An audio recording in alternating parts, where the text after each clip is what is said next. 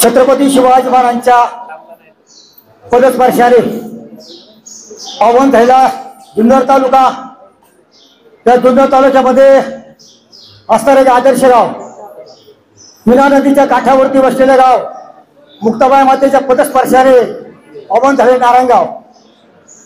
याच नारायणगावमध्ये आपल्या मुक्ताबाईच्या प्रांगणामध्ये एक जुन्नर तालुक्याचं भूषण आदर्श व्यक्तिमत्व, बेंके कुटुंबातील चौरंगी चिरा आणि कोणी हिरा असा आमचा परममित्र अमित शेठ बेंके यांचा वाढदिवस या ठिकाणी संपन्न होत आहे. अमित शेठच्या बाबतीत सांगायचं म्हटलं, आता मला 5 महिन्यामध्ये त्याचा जाऊन अनुभव आला.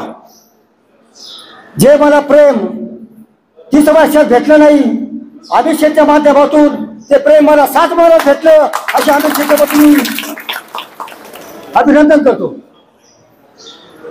आधीचा वेळ घेत नाही.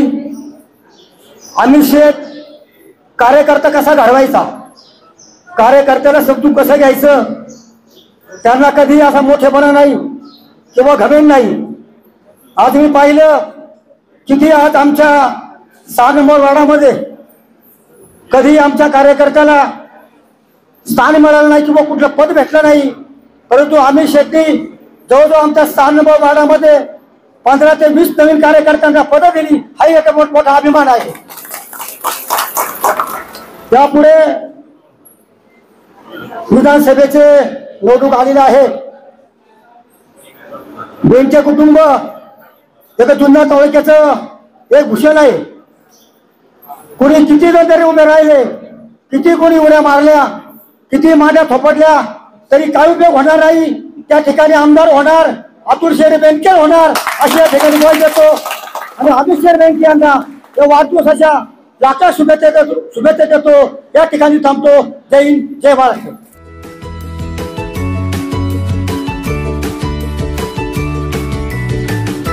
बातम्या शेतीच्या, बातम्या मातीच्या, बातम्या अन्यायाच्या, गुन्हेगारीच्या,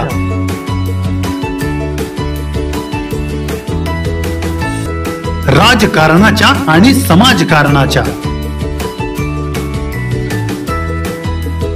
शोषणाविरुद्ध बुलंद आवाज, जनसामान्यांच्या हुंकाराची गाज, सत्कार्याला प्रोत्साहन, दुष्कृत्याला अनुशासन, निर्भीड, निस्पृह, सडेतोड, बेधडक आणि रोखटोक म्हणजेच विघ्नहर टाइम्स. शोध बातमीचा, ध्यास सत्याचा. आपलं चॅनल, आपली बातमी. सबस्क्राईब तर कराच, पण बेल आयकॉनवर क्लिक करायलाही विसरू नका.